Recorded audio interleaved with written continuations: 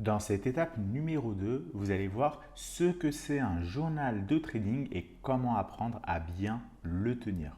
Donc le journal de trading, c'est quoi? C'est un outil indispensable pour les traders professionnels. Tous les traders professionnels disposent d'un journal de trading pour pouvoir suivre leur position. Alors ce journal de trading, vous allez le voir, il aura vraiment beaucoup de fonctionnalités, mais nous, ce qui va nous intéresser dans cette vidéo, c'est surtout les principales fonctionnalités et comment évidemment le remplir pour essayer de l'exploiter au mieux.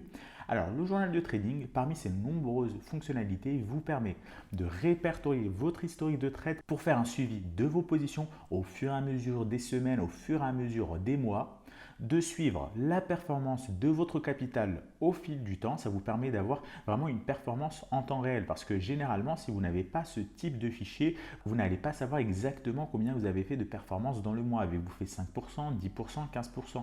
Alors que là, directement, vous allez pouvoir savoir quasiment en temps réel la performance de votre capital. Alors, il vous permet également d'analyser vos trades passés afin d'en déterminer les points forts des trades gagnants, mais surtout les défauts des trades perdants.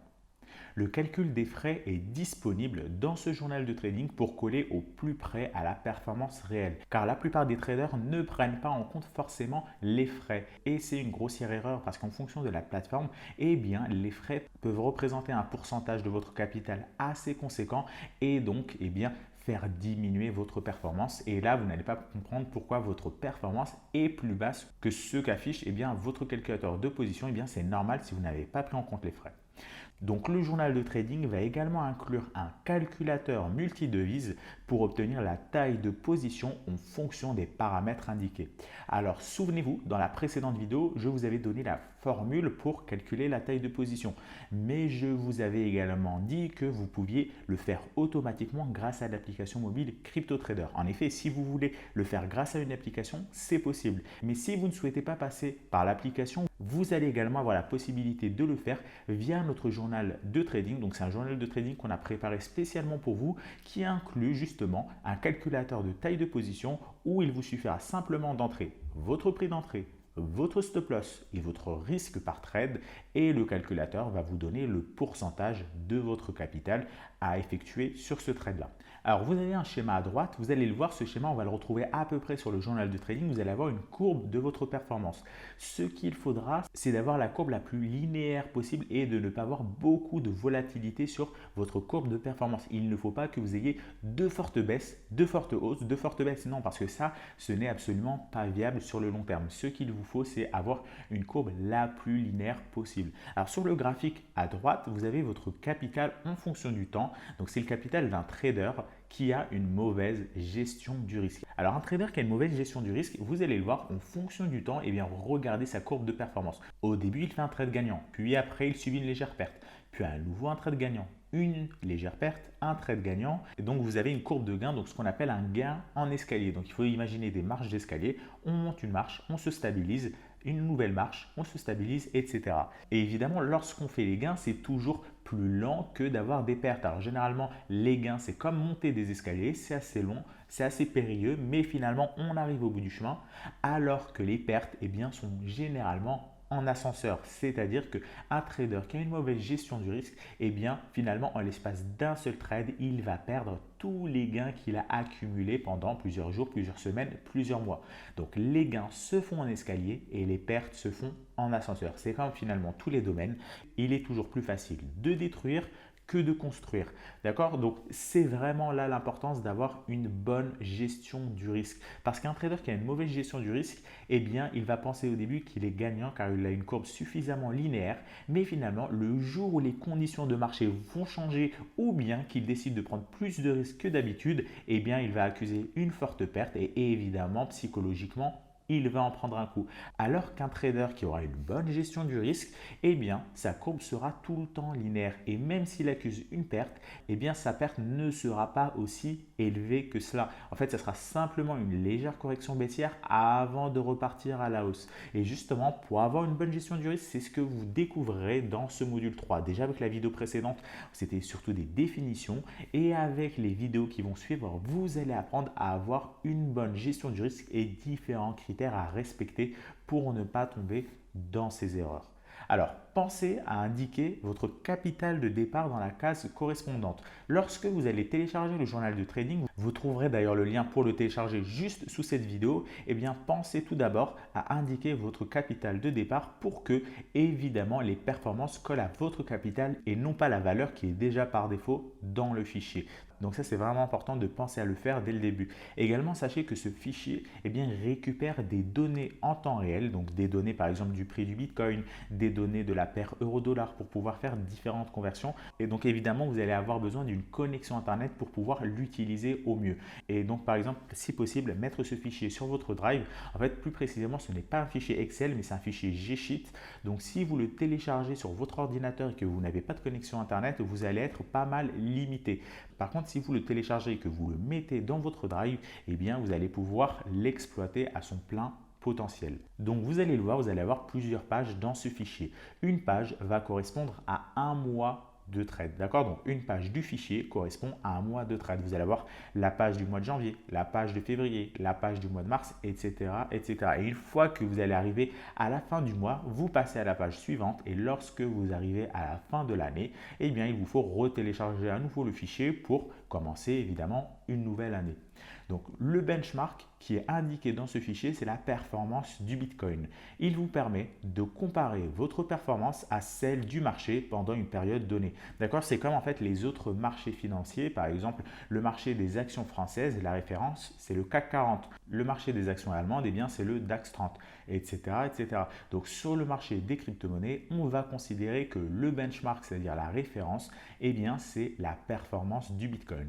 Et vous, votre objectif, eh bien, c'est évidemment de faire mieux que le Bitcoin. Si le Bitcoin, par exemple, durant un certain mois, a fait 15% de hausse, votre objectif, c'est d'essayer de faire mieux que le Bitcoin, mieux que 15%, peut-être 20, 25, même parfois beaucoup plus. Alors évidemment, parfois, vous allez faire moins que le Bitcoin. Le but, c'est surtout de s'en servir comme référence et finalement d'essayer de voir est-ce qu'il est plus rentable pour vous de trader et de faire mieux que le Bitcoin ou bien tout simplement, vous n'arrivez pas à faire mieux que le Bitcoin. Et donc peut-être que le mieux, c'est tout simplement d'acheter du Bitcoin et de les conserver, donc de faire plutôt de l'investissement. Et d'ailleurs, si l'investissement vous intéresse, vous trouverez le lien vers la masterclass crypto investisseur dans la description. Donc en fait, je vous en avais déjà parlé au début de cette masterclass, c'est la masterclass complémentaire à celle-ci. Celle-ci, elle est orientée trading actif et la crypto investisseur est orientée à investissement long terme, c'est-à-dire posséder des crypto-monnaies dans votre portefeuille et donc les laisser évoluer. Alors évidemment, les deux ne sont absolument pas incompatibles et c'est même tout le contraire.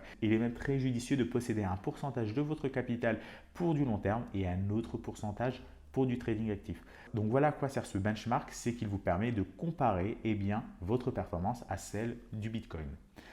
Également, sachez que dans ce fichier, vous devez utiliser des virgules et non des points. Retenez bien ça, car si vous mettez des points, vous risquez d'avoir des erreurs. Donc, si vous obtenez des erreurs lorsque vous entrez un nombre, eh bien, c'est peut-être parce que vous avez mis un point et non une virgule. Donc, retenez bien ça, mettez des virgules pour remplir votre fichier. Voilà, le lien pour télécharger ce fichier se trouve sous la vidéo et nous, on va directement basculer sur ce fichier pour que je puisse vous montrer comment le remplir avec quelques exemples. Donc voilà, c'est le journal de trading associé à la masterclass Crypto Trader. Donc déjà en bas, vous le voyez, vous avez différentes pages. Janvier, février, mars. Donc vous pouvez en créer autant que vous voulez. Pour créer une nouvelle page, vous faites clic droit dessus, vous mettez donc dupliquer et donc vous allez avoir une nouvelle page ici qui va être créée. Vous double-cliquez sur le titre et vous pouvez par exemple l'appeler avril. Donc voilà, là vous venez de créer une nouvelle page pour le mois d'avril, donc pour un nouveau mois. Alors vous le voyez sur ce fichier, en fait il se remplit de ligne en ligne et vous avez différentes colonnes. Donc ici la première case, vous avez le prix de l'euro-dollar. Actuellement, l'euro-dollar, 1 euro est égal à 1,14 $. Donc ça, c'est une formule qui est récupérée directement d'Internet. Il ne vous faut absolument, sous aucun prétexte, modifier la valeur de cette formule-là. Parce que si vous modifiez, eh bien, vous allez évidemment supprimer la formule qui est derrière et la case ne fonctionnera plus. Donc ne touchez jamais cette case-là. Ici, vous avez le prix du Bitcoin qui est pareil récupéré automatiquement. Donc actuellement, un Bitcoin est égal à 10 992 $. Pareil, ne touchez absolument jamais à cette case-là, sinon vous risquez de supprimer la formule. Ici, comme je vous l'ai déjà dit il y a quelques instants, utilisez des points, non des virgules et attention aussi, ne mettez pas d'espace entre les chiffres. Si par exemple, vous voulez écrire 11 000, d'accord, vous l'écrivez comme ça, 11 000. Ne l'écrivez surtout pas comme ça, 11 espace 1000, car évidemment, vous le voyez ici, vous avez des erreurs qui apparaissent. Donc surtout, ne mettez pas d'espace entre les nombres. Et ici, vous avez donc plusieurs colonnes. Les colonnes de K à P ne doivent absolument jamais être modifiées. Ne surtout jamais modifier ces colonnes. Pourquoi? Eh bien parce que dans ces colonnes-là, vous avez des formules. Vous le voyez ici, vous avez des formules qui apparaissent. Et à partir du moment où vous mettez un nombre dedans, par exemple 2, eh bien vous le voyez, la formule elle disparaît et on a un 2. Et donc ces cases-là ne vont plus jamais fonctionner si vous les touchez. Donc surtout si à un moment donné vous obtenez une erreur, ce n'est surtout pas là qu'il vous faut modifier la case. L'erreur vient forcément de cette zone verte que vous aurez remplie. D'accord? Donc vous le voyez, vous avez deux grandes parties dans ce tableau. Vous avez la partie verte ici où vous pouvez remplir vos données et donc modifier les valeurs. Et ici les colonnes rouges qu'il ne vous faut absolument jamais toucher. Même si vous avez des erreurs qui apparaissent ici, ce n'est pas dû aux formules, c'est forcément dû à ce que vous avez rempli ici. Donc, il vous faut tout simplement trouver votre erreur si jamais, évidemment, des erreurs apparaissent. Mais a priori, si vous faites tout bien comme ce que je vais vous montrer dans cette vidéo, vous n'aurez normalement jamais ce souci-là. Donc, voilà, ici, ne modifiez surtout jamais ces colonnes-là. Puis après ici, vous avez une colonne commentaire. Si vous voulez pour chaque trade mettre un commentaire, typiquement par exemple l'unité de temps ou eh bien la figure de breakout par exemple. Donc typiquement ici, vous pouvez écrire que ce trade-là, vous l'avez obtenu sur un triangle rectangle haussier en H4 ou un triangle rectangle baissier en daily ou peu importe. Donc ça, vous pouvez évidemment mettre ici des commentaires. Ici, vous avez un calculateur de position et ici différentes données qu'on va remplir dès à présent. Donc là, je vais basculer sur le mois de janvier. Et ici, sur le mois de janvier, vous le voyez, vous avez déjà quelques exemples qui sont remplis. Donc, première colonne, vous devez mettre le numéro de votre trade. Trade numéro 1, numéro 2, numéro 3, etc. Dans la deuxième colonne, vous devez mettre la date au moment où vous ouvrez votre trade. Alors, vous n'avez pas besoin de mettre évidemment l'année en entier, les slash en entier. Finalement, le fichier vous fait tout ça lui-même. Par exemple, si vous voulez faire la date du 29 mai, eh bien, vous mettez juste 29/5, vous validez et vous le voyez, vous avez le 29 mai 2019 qui se met automatiquement. Donc ça, c'est ce que vous devez mettre dans la colonne date. Puis après ici, vous avez la paire. Donc pour remplir la paire, faites bien attention. Vous devez absolument mettre un slash entre les différentes devises. Par exemple, ici, c'est le BTC/USD. Attention, ce n'est pas le BTC/USD. Si vous écrivez BTC/USD, eh bien, le fichier vous renverra une erreur. Ça ne marchera pas. Par contre, si vous mettez BTC/USD, là, ça fonctionnera. Alors, vous devez absolument faire ça parce que cette différence, eh bien, elle est prise en compte, notamment dans le calcul des frais. Et le calcul des frais risque d'être différent si vous ne mettez pas ici le slash. Donc, vous devez mettre le slash pour toutes les paires. Par exemple, si, admettons, vous voulez prendre un trade sur l'Ethereum contre le dollar, eh bien, vous mettez ETH/USD. Si vous voulez prendre un trade sur l'Ethereum contre le BTC, vous mettez ETH/BTC. Tout simplement. Donc voilà, ça c'est vraiment important de le faire. Alors là, vous voyez, vous avez des messages qui sont apparus. On va y venir dans quelques instants. Dans la prochaine colonne, eh bien, c'est le sens. Tout simplement, est-ce que c'est un achat ou un short? Vous cliquez dessus et donc vous avez les possibilités qui s'affichent. Si c'est un achat, vous mettez achat. Si c'est un short, vous mettez un short tout simplement. Ici, dans la colonne numéro E, vous devez mettre la quantité de crypto-monnaie. Alors, la quantité de crypto-monnaie, c'est également la taille de votre position. Donc, souvenez-vous, il y a deux façons d'obtenir la taille de votre position, soit avec l'application mobile CryptoTrader, soit avec ce fichier Excel. Et donc, avec ce fichier Excel, vous devez aller ici sur le calculateur donc de position. Donc, sur ce calculateur de position, déjà, vous devez savoir quelle est votre devise de contrepartie. Est-ce que vous tradez contre le Bitcoin? Est-ce que vous tradez contre le dollar? Par exemple, si vous ouvrez un trade sur le Bitcoin contre le dollar, eh bien ici, vous devez sélectionner USD dans ce sélecteur. Si par contre, vous ouvrez un trade sur le Bitcoin contre l'euro, eh bien vous sélectionnez euro. Si c'est un trade par exemple sur l'Ethereum contre le Bitcoin, vous sélectionnez Bitcoin. Vous devez mettre la devise de contrepartie. Donc généralement, voilà, vous avez toujours ces trois choix. Même en fait, finalement, BTC et USD suffisent déjà très largement. Donc admettons par exemple que vous voulez trader le Monero contre le BTC, eh bien vous sélectionnez BTC. Si vous voulez trader le Litecoin contre l'euro, vous sélectionnez euro. Tout simplement, vous sélectionnez la devise de contrepartie. C'est important parce que la quantité de crypto va évidemment changer. On va maintenant prendre un premier exemple. On va dire que c'est sur le Bitcoin et que vous décidez d'entrer en position ici à 12 000 $. Donc ici, c'est bien des dollars parce que j'ai sélectionné USD. Vous décidez de mettre un stop loss par exemple à 10 000 USD. Et vous décidez aussi de prendre 3% de risque parce que c'est un trade long terme. Donc, vous prenez 3% de risque parce que vous êtes confiant sur ce trade et que vous pensez que justement il va fonctionner. Donc ça, les pourcentages, je vais vous les donner dans une prochaine vidéo de ce module. Donc 3% de risque, vous validez et là, eh bien, vous avez le pourcentage du capital à investir, donc 18%. Et ici, vous avez la quantité de crypto équivalente, 0,75 Bitcoin. Je vous rappelle parce qu'on est sur du Bitcoin. Donc voilà, alors attention, ces cases-là contiennent aussi des formules. Ces deux cases-là, vous ne devez absolument jamais les modifier. Vous, ce que vous devez modifier, c'est à quel moment vous achetez, où vous positionnez votre stop loss et le pourcentage de risque à prendre. Ces deux cases-là ne doivent absolument jamais être modifiées. Sinon, vous allez supprimer la formule et le calculateur de position ne fonctionnera plus. Et donc, dans ces cas-là, eh bien, pour revenir et remettre la formule, ça va être assez compliqué. Il vous faudra à nouveau retélécharger le fichier de zéro, ce qui n'est pas forcément une bonne idée. Donc voilà, essayez tout simplement de retenir que ces cases-là, vous ne devez jamais les modifier. Mais a priori, normalement, si vous suivez bien cette vidéo, ces erreurs-là, vous ne devriez pas les faire. Alors, souvenez-vous également, lorsque vous téléchargez ce fichier, de mettre ici votre capital initial. Si ici, votre capital initial est de 20 000 $ par exemple, eh bien, vous le voyez, le calculateur va vous indiquer une quantité de crypto différente. Ce n'est plus 0,75 mais 0,30 Bitcoin. Évidemment, vous avez un capital plus faible, donc la quantité achetée est plus faible parce qu'on a ici toujours 18% du capital. Alors ici, vous allez avoir le capital actuel. Donc le capital actuel va prendre en compte la performance du mois. Donc ici, ce mois-ci, vous avez fait 13,57%. Donc le capital actuel est de 22 714 $. Donc vous avez fait un gain de 2 714 $ en janvier. Donc ça, c'est en prenant en compte évidemment les trades que vous avez mis ici.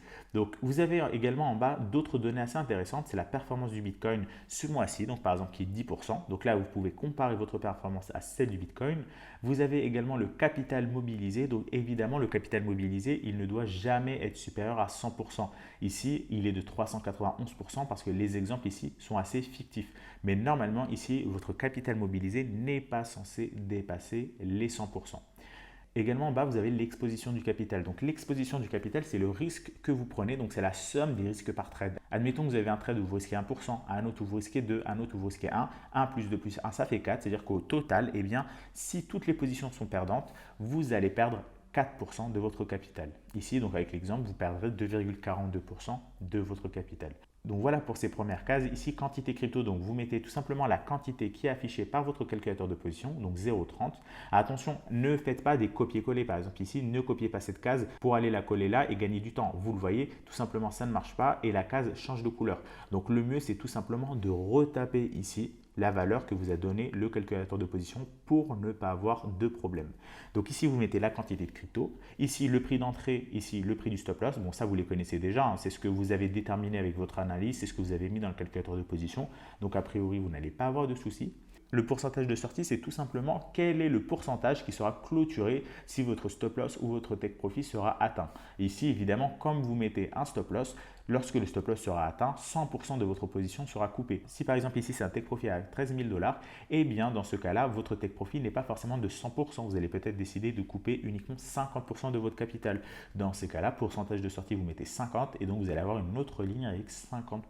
Ici, BTC USD, c'est pareil. Vous ne devez absolument pas toucher ces lignes, sauf cas particulier, c'est-à-dire au moment où une case vous indique de rentrer une valeur. Donc là, vous le voyez, la case ne m'indique rien, elle est vierge, donc je ne touche absolument pas cette ligne-là. Alors cette case, elle change de texte en fonction de la paire sur laquelle vous êtes. Si par exemple vous êtes sur l'ETH BTC, eh bien, elle va vous indiquer ici de mettre la valeur de BTC USD. Donc la valeur de BTC USD, c'est ce que vous avez ici, 10 992 $, donc vous la mettez.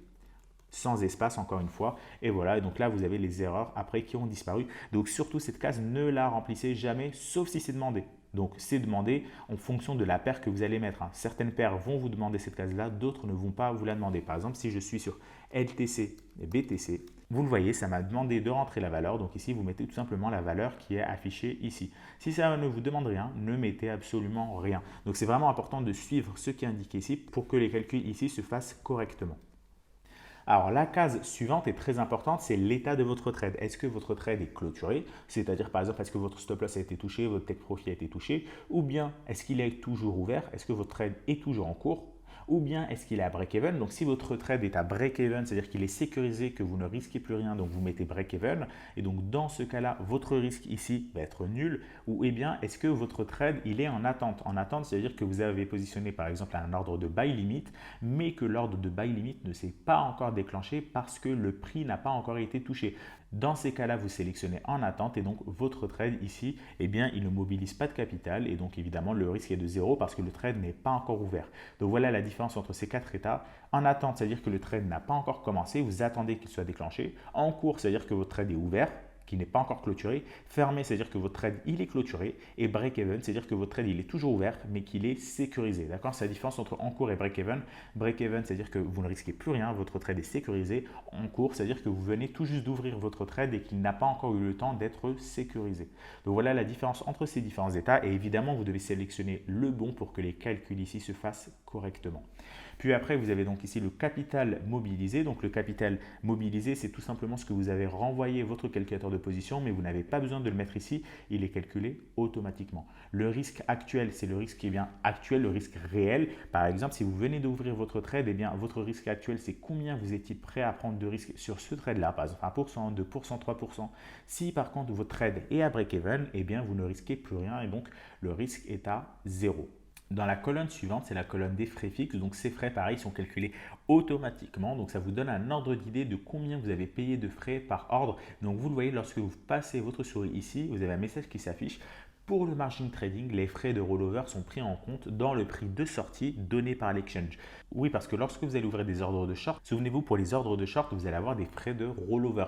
Donc, c'est des frais qui sont ponctionnés par l'exchange toutes les 4 heures généralement. Et donc, ces frais-là, vous ne pouvez pas les obtenir directement avec ce fichier. Pourquoi? Parce que ce fichier ne peut pas savoir combien de temps votre trade a été ouvert. Une journée, 2 journées, 3 journées, il ne peut pas le savoir. Donc, pour le savoir, la solution, c'est tout simplement de vous connecter à votre exchange et d'indiquer le prix de clôture qui est affiché par l'exchange. Admettons par exemple que vous avez positionné votre stop loss ici à 8000, et bien peut-être que votre exchange ne va pas afficher 8000 mais peut-être 7990. Et donc voilà, en affichant ceci, votre exchange va prendre en compte les rollovers, mais il va également prendre en compte la différence de slippage, la différence entre l'offre et la demande. En fait, il va prendre le prix réel auxquels ont été exécutées vos crypto-monnaies. Donc ici, en l'occurrence, votre ordre de vente. Donc voilà, prenez plutôt le prix affiché par l'exchange pour avoir des valeurs les plus précises possibles. Et donc ici, vous allez forcément avoir les frais fixes qui vont être calculés automatiquement. Alors pour le niveau de break-even, ici, c'est une case qui est assez importante. Ça va vous donner le niveau lorsque vous ouvrez un trade, à partir de quand eh bien, votre ordre va être à break-even, mais en prenant en compte les frais. Par exemple, ici, vous le voyez, votre prix d'entrée est à 5000 $. Donc, en l'occurrence, vous auriez pu penser que lorsque vous mettez votre stop loss à 5000 $ ou légèrement au-dessus, eh bien, vous allez être à break-even. Alors ça, c'est vrai à condition de considérer que les frais sont nuls. Mais évidemment, les frais ne sont pas nuls. Ici, vous allez donc obtenir la vraie valeur de break-even, donc 5026 $. Donc, vous le voyez, c'est assez proche des 5000 $. Mais en prenant en compte les frais, vous le voyez que si finalement vous mettez votre stop loss à 5000 $, vous n'allez pas être à break-even. Vous allez accuser une légère perte liée aux frais. Donc, si vous voulez compenser les frais, eh bien, il vous suffit simplement de mettre votre ordre de stop loss à 5026 $. Et dans ces cas-là, vous allez être vraiment à break-even, c'est-à-dire que même les frais, vous allez les prendre en compte au moment où ce trade sera clôturé, au moment où le stop loss sera touché. Donc voilà, cette colonne très pratique, cette colonne de niveau de break-even. Et enfin, vous avez la dernière colonne de performance ici, donc qui va vous donner la performance de votre trade. Évidemment, elle ne s'affiche uniquement que si votre trade est clôturé. Par exemple, sur la première ligne, ici, le trade est en cours. Évidemment, la perf, on ne peut pas la connaître. Par contre, si vous fermez votre trade, on voit que la performance ici est de 8,8%. Alors encore une fois, cette performance dépend de votre capital. Si ici, vous avez un capital plus élevé, 50 000 $, votre performance, évidemment, elle sera plus faible. Ici, elle passe à 3,5%. Enfin, vous avez un graphique ici, donc qui va vous donner l'évolution de votre performance au fur et à mesure des jours, au fur et à mesure des semaines. Donc encore une fois, le but ici, c'est d'avoir la courbe la plus linéaire possible en ayant le moins d'à-coups possible, le moins de volatilité. Donc voilà tout simplement comment remplir ce fichier. Alors, Je sais, là, j'ai passé pas mal de temps à vous expliquer vraiment comment il fonctionne, mais c'est normal parce que si c'est la première fois que vous l'utilisez, il vous faut absolument tout comprendre. Mais vous allez le voir après, quand vous allez le remplir, ça va vraiment aller très vite. En l'espace de quelques secondes, vous allez tout maîtriser, tout remplir et vous n'allez plus avoir besoin de vous poser toutes ces questions si vous le maîtrisez déjà une fois que vous allez avoir l'habitude. Donc là, on va prendre tout simplement un exemple. Donc ici, je vais par exemple décider d'ouvrir une position sur le Dash. Donc c'est mon trade numéro 5. Je vais l'ouvrir par exemple à la date du 6 janvier. Ici, la paire, c'est le Dash/USD. Voilà, donc ça sera un ordre d'achat, tout simplement. La quantité de crypto, donc je ne la connais pas. Je vais aller sur le calculateur de position. Donc ici, je vais prendre un trade fictif. Donc on va dire que le prix d'entrée du Dash actuellement est à 100 $, que je décide de mettre un stop loss à 85 $ et que je souhaite prendre 2% de risque. Eh bien, ici, la quantité de Dash à acheter est de 66,67. Donc, j'indique 66,67. Le prix d'entrée, donc on a dit c'est 100 $. Le prix du stop loss, on a dit que c'était 85. Alors attention ici, lorsque vous mettez les valeurs, ne mettez pas 85 $. Sinon, le fichier ne va pas fonctionner. Mettez juste les nombres. On le sait ici que c'est des dollars car la crypto, c'est du Dash USD. Donc, on s'en doute que c'est 85 USD. Voilà, donc le pourcentage de sortie ici, c'est 100%. Ici, la colonne I ne m'affiche rien, donc ça veut dire que je n'ai rien à mettre. Je passe directement à la colonne d'après. Mon trade actuellement est en cours, voilà. Donc le capital mobilisé ici est de 13%. Eh bien, c'est justement ce que m'a affiché le calculateur de position. Donc ça coïncide, 13%, 13%. Le risque est de 2%. Encore une fois, ça coïncide. C'est bien ce que j'avais mis dans le calculateur de position. Donc ici, tout va bien. Les frais sont de 0,07%. Le niveau de break-even, ici, vous le voyez, il est à 100,52 $. Il n'est pas 100 $, il est légèrement au-dessus pour prendre en compte les frais. Et la performance ne s'affiche pas, c'est normal, le trade est toujours en cours. Donc voilà, maintenant vous avez ouvert cette position sur le Dash. Admettons que le trade se passe bien et que vous pouvez sécuriser votre position. Donc je vais la sécuriser en remontant mon stop loss. Donc mon stop loss, cette fois-ci, je vais le remonter à 101 $ par exemple. Parce que mon niveau de break-even est à 100,52, mais voilà, le trade a vraiment explosé, j'ai de la marge, donc je vais augmenter mon stop loss à 101 $. Voilà, mon trade, cette fois-ci, il est sécurisé. Donc, je vais tout simplement le mettre ici à break-even. Il est sécurisé et lorsque votre trade est sécurisé, le risque actuel, vous le voyez ici, eh bien, il a été modifié. À la base, je vous le rappelle, lorsque le trade n'était pas encore sécurisé, le risque actuel était de 2%. C'est les fameux 2% que j'ai indiqués dans le calculateur. Étant donné que maintenant j'ai sécurisé le trade, eh bien, mon risque actuel, il est devenu négatif. C'est-à-dire qu'en fait, je ne risque plus rien et c'est même le contraire. Même si mon trade ici est clôturé, je vais gagner 0,1%. D'accord? Vous avez un risque négatif. Donc, si vous avez un risque négatif, c'est-à-dire que vous allez gagner de l'argent lorsque votre stop loss sera touché. Et ce qui est normal parce que ici, votre niveau de break-even est à 152 et ici, vous le voyez, le prix du stop loss est au-dessus à 101. Si je mets ici la valeur de mon stop loss à 100 $, donc 100 $, ce qui correspond à mon prix d'entrée, eh bien, vous le voyez ici que le risque actuel est de 0%. Tout simplement parce que mon stop loss est positionné sur le point d'entrée, donc je ne risque rien. Par contre, lorsqu'il était à 85 $, souvenez-vous, il était à 2%. Donc voilà, en modifiant la valeur ici du stop loss, vous allez pouvoir suivre en temps réel le risque actuel. Donc par exemple, si le trade continue à bien se passer et que vous décidez de remonter le stop loss à 110 $, eh bien vous le voyez, votre risque actuel est de moins 1,3%. Donc lorsque votre stop loss sera touché, vous allez évidemment être en gain.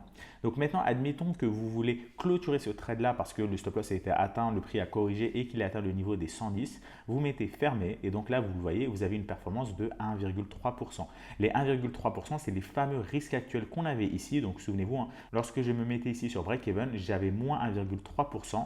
Eh bien, c'est le moins 1,3% lorsque mon stop loss sera touché. Mon stop loss a été touché, je ferme le trade et donc ce qui me donne une performance de 1,3%. Donc voilà tout simplement comment remplir ce fichier, c'est finalement assez simple une fois que vous allez être habitué à le remplir. Alors je vous rappelle, le lien pour le télécharger se trouve juste en dessous de cette vidéo, donc allez-y, téléchargez ce fichier, commencez à le prendre en main, commencez à prendre de petits trades ou par exemple à faire des analyses sur TradingView, positionnez votre stop loss, votre prix d'entrée, la quantité de crypto grâce au calculateur de position, etc. etc. Commencez dès maintenant à prendre en main ce fichier pour que évidemment par la suite vous le maîtrisiez déjà et que vous pouvez attaquer vos différentes opportunités de trading directement avec ce fichier et non pas après. Comme ça, vous avez directement en fait l'historique qui va s'afficher dès votre premier trade. Donc voilà pour cette vidéo concernant le journal du trading. Vous en avez fini avec l'étape 2 de ce module 3. Je vous retrouve dans la prochaine vidéo lorsque vous aurez vraiment maîtrisé ce journal de trading. Dans la prochaine vidéo, étape 3 du module numéro 3 de la masterclass Crypto Trader.